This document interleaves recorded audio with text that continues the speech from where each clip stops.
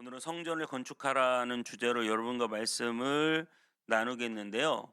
먼저 그러면 성전이 무엇인가에 대한 새로운 이해가 좀 필요합니다. 성전하면 우리는 교회에서 예배드리는 건물 이렇게 생각할 수도 있어요.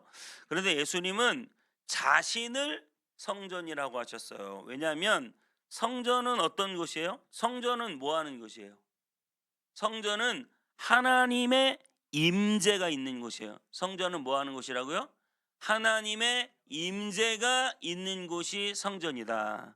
그러면 하나님의 임재는 어떻게 나타날 수 있느냐? 하나님의 임재는 어떻게 나타날 수 있어요? 내가 그냥 혼자 막 내 능력으로 기도하면 하나님의 임재가 나타나요?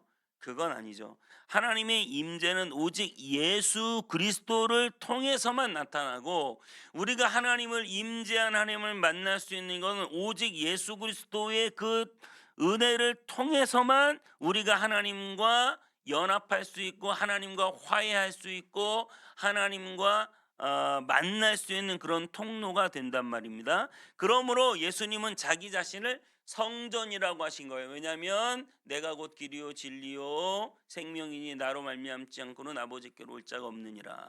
예수 그리스도를 말미암지 않고는 하나님을 볼 수 없기 때문에 예수 그리스도를 통해서 하나님을 만날 수 있다면 예수님이 바로 성전이라는 사실입니다.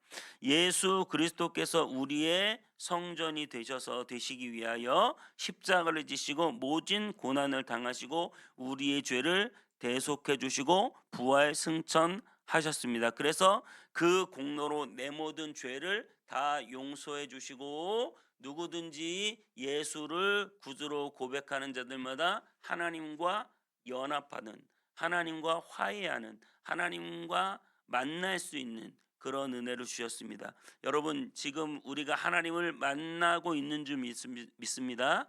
하나님과 만날 수 있는 줄 믿습니다. 여러분, 우리의 마음 가운데 하나님이 들어와 계신 줄 믿습니다. 여러분, 그러면 성전은 어디에 지어야죠? 성전은 내 마음 속에 짓는 거예요. 성전은 어디에 짓는 거라고요? 성전은 내 마음 속에 예수 그리스도를 모셔 드릴 때 예수 그리스도를 모셔 드린 그 마음이 성전이 되는 거예요. 그러면 하나님이 어디에 임재하세요? 하나님이 내 마음 속에 임재하세요. 그래서 내 마음이 그리스도의 성전이 되는 것입니다. 영광스럽게도 하나님은 예수 그리스도를 통하여 성령의 감동으로 내 속에 함께 계십니다. 그러니까 내 속에 하나님, 예수님, 성령님이 함께 거하게 된 거예요. 별로 안 놀라시네요. 네, 하나님 한 명만 한 분만 들어와도 놀랐는데 하나님, 예수님, 성령님이 내 마음 속에 함께 삼위일체 하나님이 함께 들어와 계신다. 어마어마한 역사가 내 안에 나타나게 되었다. 무엇 했을 뿐인데? 예수님을 믿었을 뿐인데 이 엄청난 역사가 나타나게 되었다. 그래서 여러분, 이 세상에서 가장 중요한 일은 무엇이에요? 예수님 믿는 것인 줄 믿습니다. 할렐루야. 우리 세례받는 학생들도 있는데요. 한번 옆 사람에게 인사합시다. 예수님 믿으세요. 예수님 믿으면 됩니다. 예수님을 믿으면 되는 거예요. 아멘. 예수님을 믿으면 됩니다. 그래서 우리는 예수님을 믿고 오늘도 하나님 앞에 예배드리러 모였어요. 오늘 우리가 왜 예배드리러 모였어요? 예수님을 믿기 때문에 예배드리러 나왔어요. 왜 예배드릴 수가 있어요? 예수님을 믿었기 때문에 우리와 하나님과의 사이가 열리고 하나님과 화해하고 하나님과 연합될 수 있기 때문에 우리는 오늘 예배 드릴 수 있는 것입니다. 그래서 우리 속에 하나님이 충만히 임재한 사람은 하나님의 영광을 위하여 살게 됩니다. 우리 안에 하나님의 영광이 충만히 임한 사람은 어떻게 된다고요? 하나님의 영광을 위하여 살게 돼요. 그래서 그 간증, 이번에 다니엘 기도회에서 간증하신 한 사모님이 계세요. 그 사모님이 자기가 하나님을 딱 만나고 나니까 무슨 생각이 드냐면 내가 결혼을 하나님의 영광을 위해서 하는데 이런 기도를 했다고 그래요. 안진뱅이어도 좋습니다. 눈이 멀어도 좋습니다. 정말 하나님의 영광을 위해서 할 수 있는 그런 남편을 원합니다. 그렇게 하나님께 기도했다고 해요. 그러니까 단순히 자신의 행복을 위해서 뭐 이렇게 되는 게 아니라 하나님을 딱 만나면 내가 어떻게 해야 하나님을 위해서 살 수 있고 어떻게 해야 하나님의 영광을 드러낼 수 있을까? 무슨 수단과 방법을 가리지 않고 하나님을 위하여 살게 된다는 거예요. 다니엘 기도에 듣고 계세요? 하나님의 은혜가 또 있습니다. 네, 각자 가정에서 하나님의 은혜를 날마다 누리시길 바랍니다. 여러분, 그렇게 하나님의 그 영광과 은혜를 만나기만 해도 그 놀라운 변화가 우리 안에 일어난다는 거예요. 내가 이제는 더 이상 나를 위하여 사는 자가 없고 내가 사나 죽으나 다 주님의 것이고 주님의 영광을 위하여 살게 됩니다. 하나님 기뻐하시는 길을 걸어가게 되고 하나님을 위한 삶을 살게 됩니다. 그러다 보니 어떻게 해요? 하나님 교회를 사랑하고 하나님의 교회를 위하여 살게 되는 삶을 살게 되는 거예요. 여러분, 교회는 어떤 곳입니까?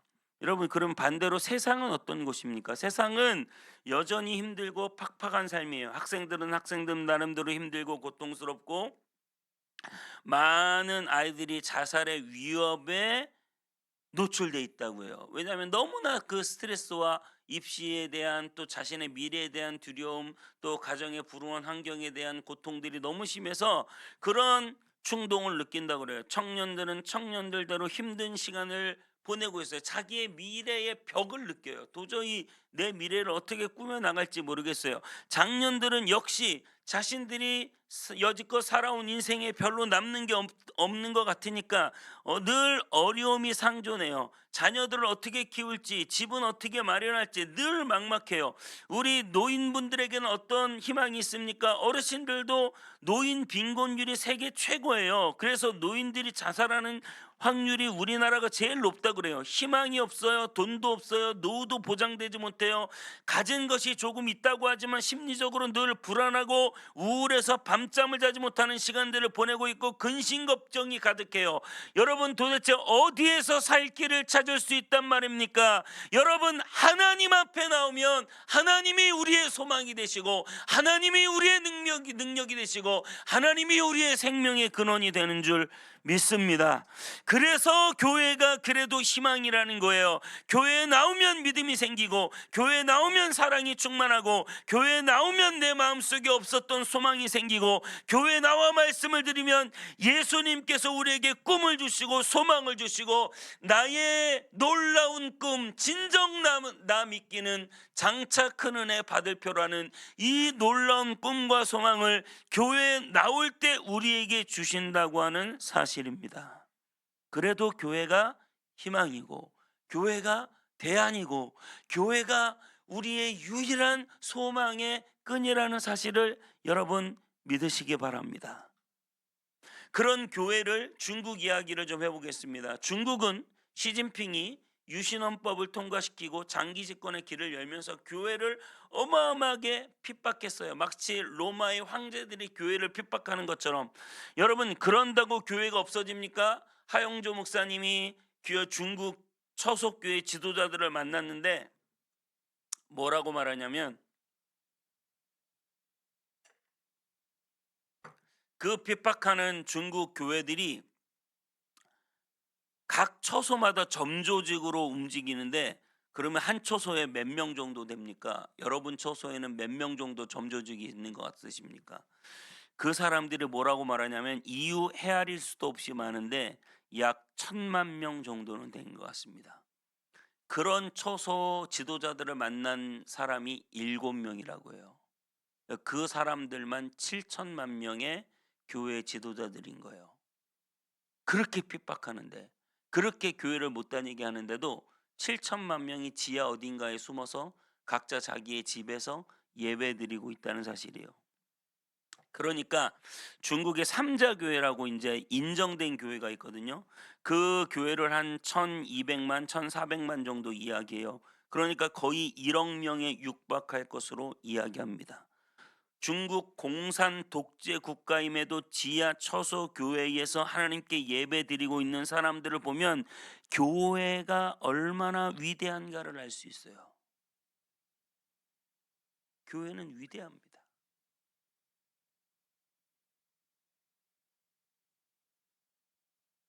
교회는 위대합니다. 놀랍습니다. 북한도요. 신학교도 없어요. 중국도 신학교도 없고 성경도 없고 목회자도 없고 교회 건물도 없는데 그렇게 모이는데, 북한도요.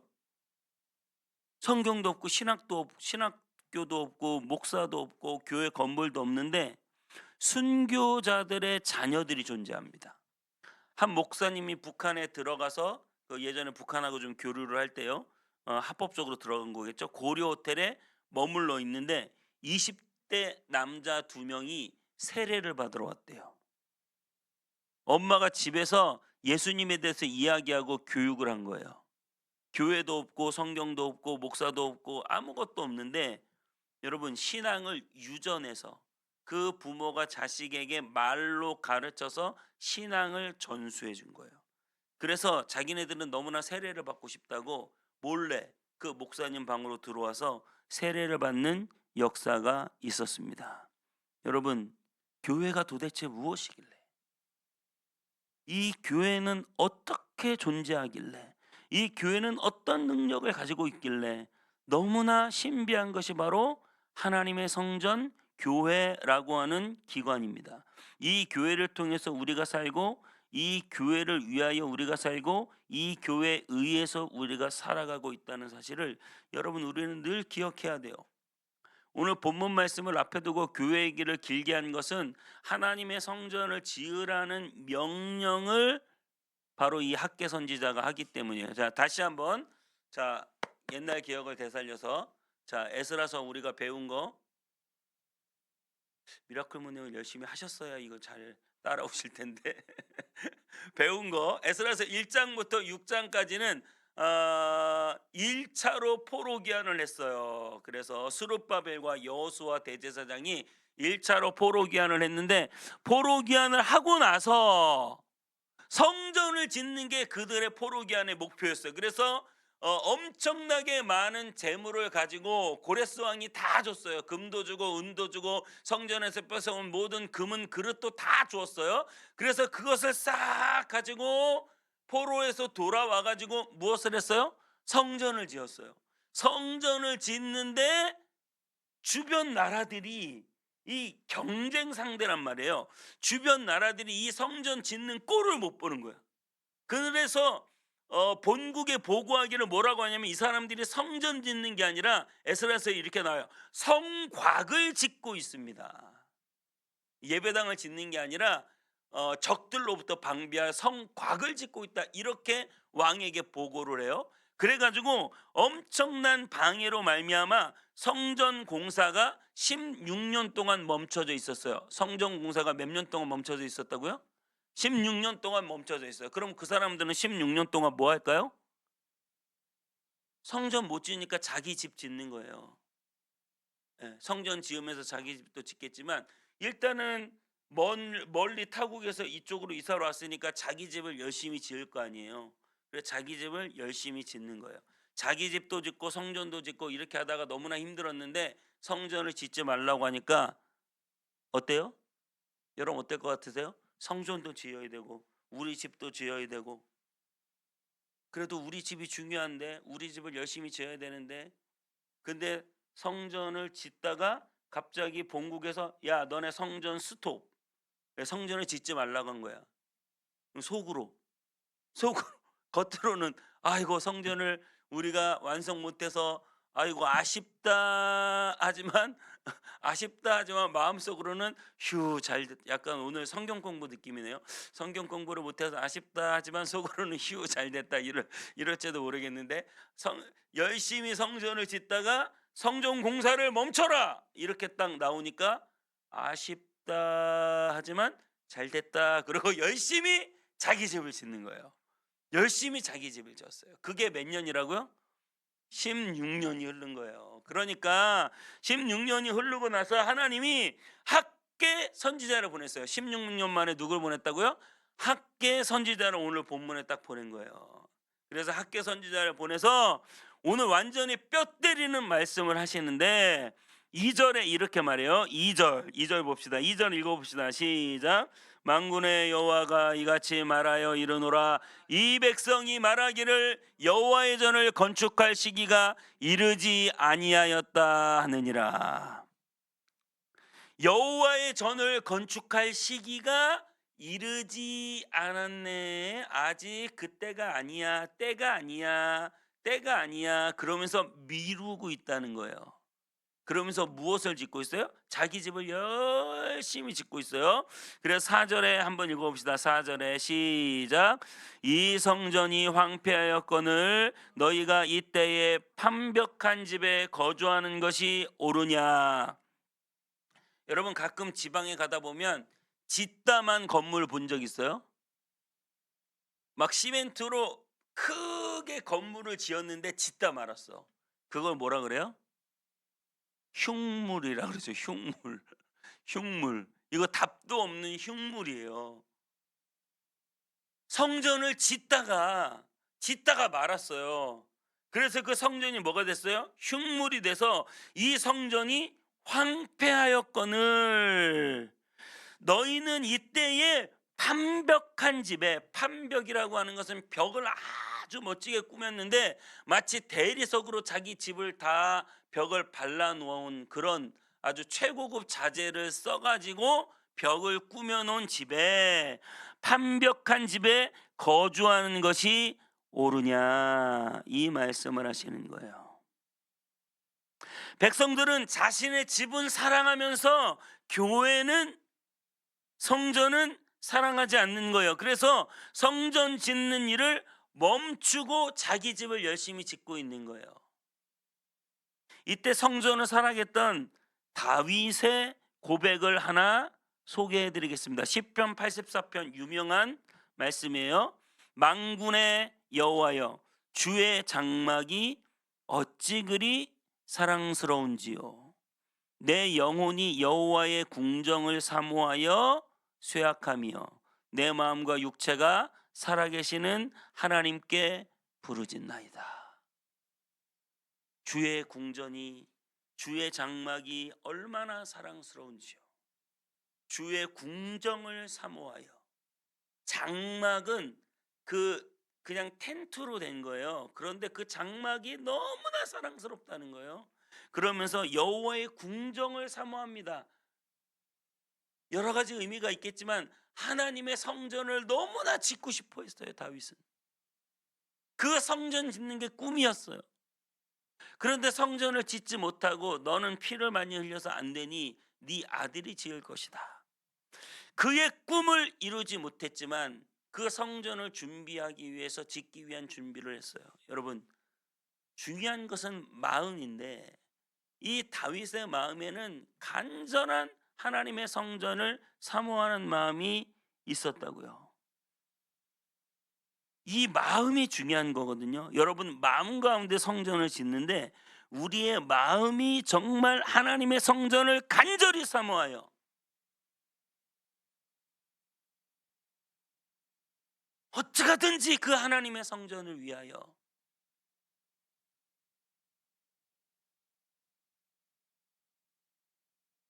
살아가는, 하나님의 성전을 바라보고 살아가는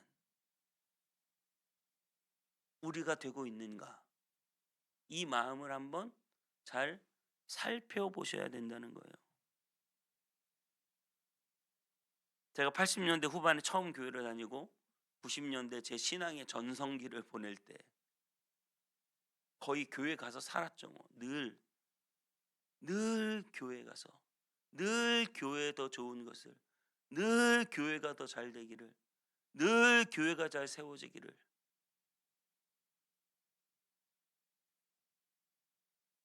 저희 교회는 그러지 않았습니다만 그 당시에 교회를 짓는다고 하면 성도들이 다 일 끝나고 와서 벽돌을 쌓고 그랬어요. 그런 교회들이 있었어요. 한국 교회가 한참 부흥할 때 얼마나 성도들이 교회를 사랑했는지, 교회가 의무가 아니에요. 벽돌을 지고 날라도 교회 일을 알바비로 치환하지 않아요. 목사님들은 평범한 직장인들이 아니에요. 교회를 사랑하고 목회자를 존중하는 이 모든 것들이 우리가 신앙생활하면서 얼마나 저절로 자연스럽게 하나님을 잘 믿고 섬기면 자연스럽게 그 마음이 생긴단 말이에요. 그런데 이것이 무너지는 거예요. 교회 일도 마치 알바비를 받아야 하는 일처럼 느껴지는, 요즘 청년들은, 저희 교회는 뭐 청년이 없습니다만은 큰 교회들은 그런 얘기들을 종종 한다고 해요. 목회직도 돈 때문에 하는 사역처럼, 직장처럼 돼버리는. 그래서 여러분, 교회가 점점 그 교회를 향한 사랑이 식어질 때 교회가 소망이 안 되는 거예요.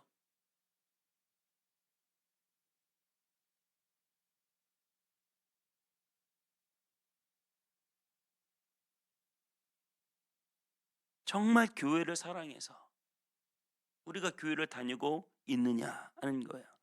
사랑해서 충성하고, 사랑해서 헌신하고, 사랑해서 무엇이든 주님께 드리고 싶은 마음이 교회를 향하여 늘 커지고 있느냐, 아니면 오늘 본문 말씀처럼 나 이거 다 하고 나서, 그리고 부차적으로 취미생활처럼 교회를 그렇게 생각하고 있느냐. 저는 이번 설교를 준비하면서 제 자신에게 물어보고 있어요. 너는 정말 교회를 그렇게 사랑하니? 목사라면서 그저 직장처럼 생각하니? 정말 교회 자체를 사랑해서 어디까지 헌신할 수 있니? 무엇을 주님께 드릴 수 있니? 주님의 몸된 교회를 더 사랑하고 사랑하기를 원하는 거예요. 그래서 예수님이 말씀에서 사도 바울을 통해 이렇게 말씀하세요. 에베소서 5장 25절에 남편들아, 아내 사랑하기를 그리스도께서 교회를 사랑하시고 그 교회를 위하여 자신을 주심같이 하라. 그리스도께서 어떻게 하셨다고요?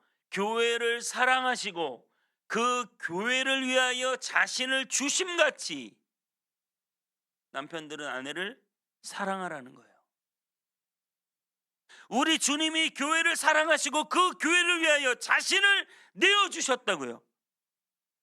물과 피를 다 쏟아 교회를 위하여 주셨다고요.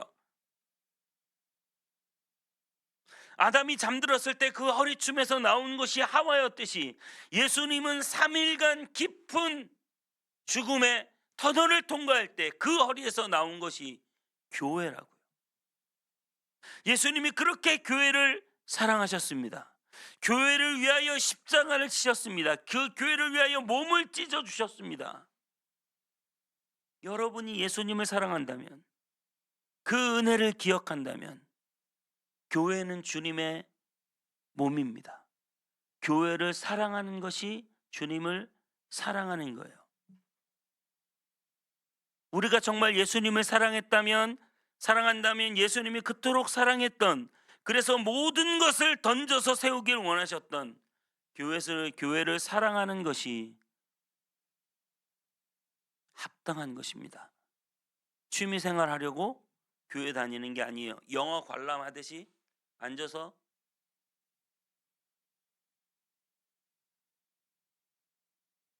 그냥 예배드리고 집에 가고 끝.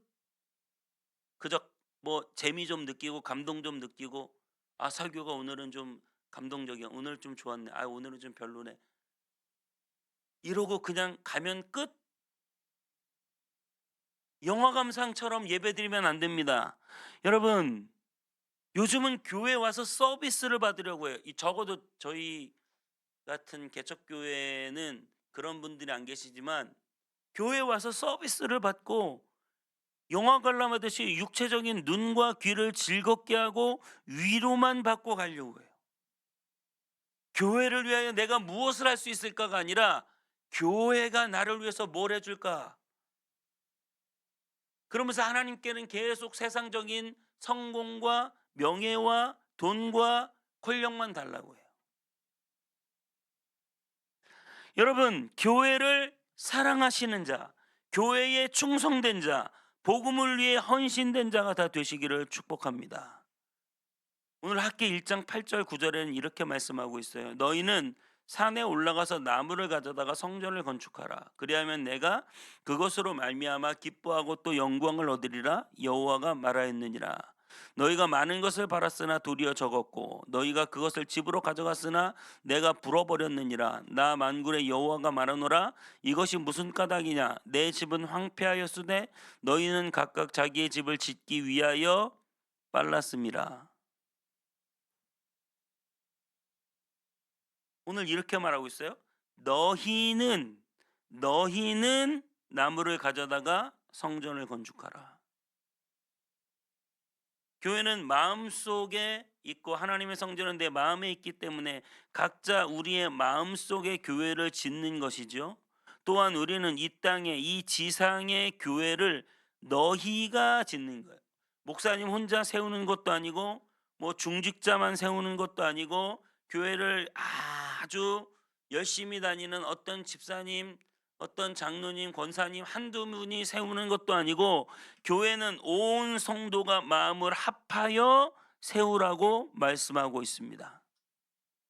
그런데 이스라엘 백성들은 지금 자기 집을 짓느라 바빠요. 근데 이게 지금 현 시대에서는 사실 너무나 이해가 돼요. 왜냐하면 일평생 벌어서 집 한 채 사는 거거든요. 그런 시대에 집 한 채 사는데 인생을 걸어야 되거든요. 이해가 됩니다. 하지만 하나님은 이렇게 말씀하세요. 나의 집은 황폐하였는데 너희는 각자 자기 집을 짓기 위해서 빨랐다. 빨리 움직인다. 이것이 어떻게 보면 저에게도 주어지는 말씀 같아요. 성전은 황폐하게 되었는데 자기 집을 짓느라고 빠르다.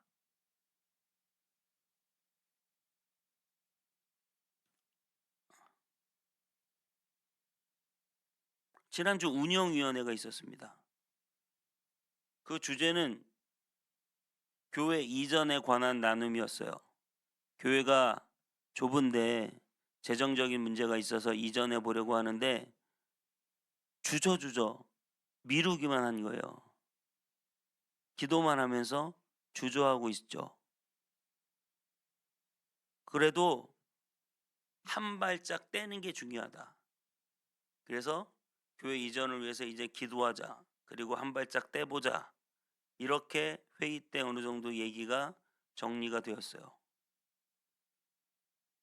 그러면서 오늘 그 회의에 참석했던 분들이 오늘의 설교를 들으면 이렇게 생각할 수 있어요. 목사님이 아주 마음을 먹으시고 작정하고 설교를 하시는구나. 그런데 여러분, 오늘 본문은 제가 정한 본문이 아니에요. 절대 염두에 두고 고른 것도 아니고 염두에 두고 회의를 한 것도 아니에요. 왜냐하면 오늘 그날 주일 회의가 끝나고 다음날 새벽 설교를 준비하는데 그 다음날 새벽 설교가 학계 일장인 거예요. 오늘 본문인 거예요. 열심히 교회를 한번 옮겨 봅시다. 그럼 우리가 한번 기도해 봅시다. 그래서 뭐 조금 가까운 데로 해서 평수가 조금 더 넓은 데로 한번 고민을 해 봅시다. 이렇게 이야기를 했는데 그날 저녁에 내일 새벽 설교를 준비하는데 본문이 학계 1장이에요. 그래서 본문을 쭉 읽고 묵상하다가 마음에 막 소름이 돋는 거예요. 아니 이게 뭐지? 오늘 우리가 그 회의하고 왔는데 학계 1장 말씀이 딱 그 다음날 월요일날 매일 성경 본문인 거예요. 그래서 2절에 여호와의 전을 건축할 시기가 이르지 아니하였다 하느니라. 미루고 있어요. 시기가 아직 아니야. 이르지 않았어. 이렇게 너희는 미루고 있다. 근데 그게 딱 전 거예요. 계속 핑계를 대고 있죠. 사람이 없어요. 아니 사람이 좀 많을 때, 그죠? 저게 그래도 사람이 많을 때가 있었잖아요. 1년 차가 제일 좋았어요. 그땐 헌금도 많이 들어왔고 아주 넉넉했어요. 그럼 차라리 그때 옮길 걸. 그때 옮겼어야 되는데 왜 하나님이 지금 가장 힘든 상황에서, 지금은 미뤄야 될 텐데 뒤로 하나님이 학계 선지자를 보내셔서 마치 우리에게 말씀하시는 것처럼 너희는 왜 시기가 이르지 아니하였다느니라. 그 말씀 묵상하면서 가만히 생각해 보니까 역시 사람은 사람 숫자와 돈을 의지하지 하나님을 의지하진 않는구나. 목회자도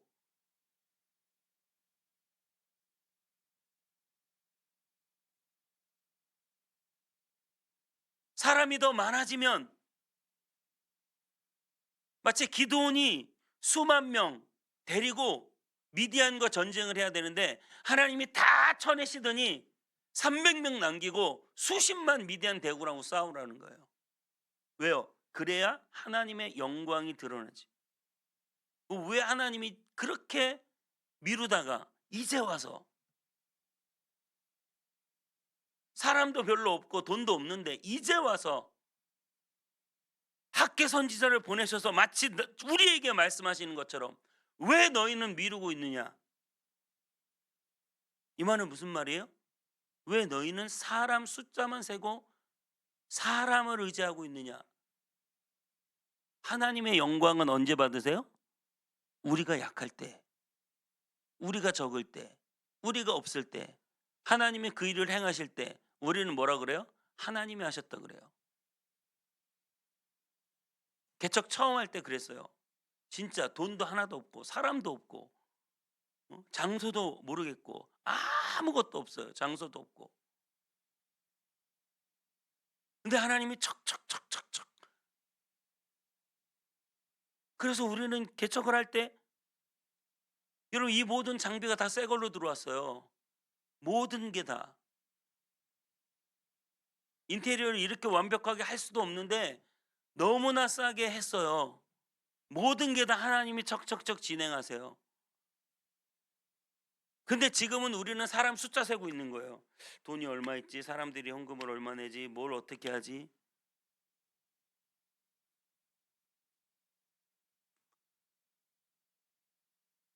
여러분에게 부담을 주려고 이 말씀을 하는 게 절대 아닙니다. 오늘 14절에 이렇게 말하고 있어요. 자, 14절 같이 읽어볼까요? 14절 시작. 여호와께서 스알데엘의 아들 유다 총독 스룹바벨의 마음과 여호사닥의 아들 대제사장 여호수아의 마음과 남은 모든 백성의 마음을 감동시키심에 그들이 와서 만군의 여호와 그들의 하나님의 전 공사를 하였으니. 하나님이 총독 학계 선지자를 보내서 총독 스룹바벨의 마음을 감동시키시고 여호사닥의 아들 대제사장 여호수아의 마음을 감동시키시고 또 그 다음에 어떻게 해요? 모든 백성들의 마음을 감동시키셔서 감동을 주셔서 하나님이 모든 일들을 감당하실 줄 믿습니다. 늘 교회 일은 내가 하는 것 같아도 내가 하는 게 아니에요. 하나님이 하시고 하나님이 사람들에게 감동을 주셔서 하시고 억지로가 아니라 하나님이 저와 여러분에게 감동을 주시고 은혜를 주실 줄 믿습니다. 오늘 이 말씀을 부담으로 받지 마시고 정말 감동으로 받으시고 여러분이 또 하나님의 그 은혜 안에서 기도하면서 오늘 본문 말씀에 하나님이 우리에게 주시는 메시지가 무엇인지 고민하며 기도하는 저와 여러분 되시기 바랍니다.